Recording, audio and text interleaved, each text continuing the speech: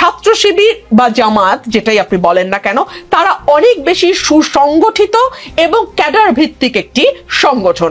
আপনি ছাত্র শিবির বা জামাতে ইসলামের প্রতিটি কর্মী, প্রতিটি নেতা, প্রতিটি সমর্থক, প্রতিটি সাথী প্রত্যেকে দলের মানে একেবারে ফোরামের বাইরে, একদম ফোর কর্নার অফ দ্য পার্টির যে রুলস এন্ড রেগুলেশনস তার বাইরে তারা কখনোই যাবে না, কোনো রকমেই তারা ভোট দেবে না। তাদেরকে আপনি কোনো কিছু দিয়েই আপনি তাদের ভোটকে কেটে অন্যদিকে নিতে পারবেন না। 3 হচ্ছে এই যে ওয়েলফেয়ার পলিটিক্সের কথা আমি বলছিলাম, আমি গণমাধ্যমে দেখলাম, এটা তার আমার জানার কথা না, আমি তো জামায়াত বা শিবিরের সঙ্গে যুক্ত নই।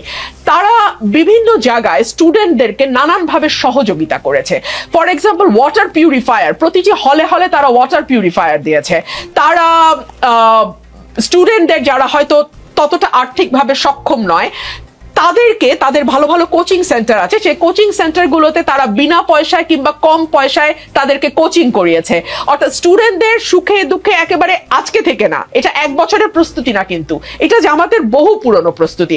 এখন এটা তাদের গুপ্ত রাজনীতির প্রকাশ্য ফসলও বলতে পারেন আপনি, কিংবা তারা যে দীর্ঘদিন ধরে রাজনীতিটাকে ছাত্রছাত্রীদের সঙ্গে একাত্ম হয়ে করতে পেরেছে, এটা তাদের একটা সফলতাও আপনি বলতে পারেন।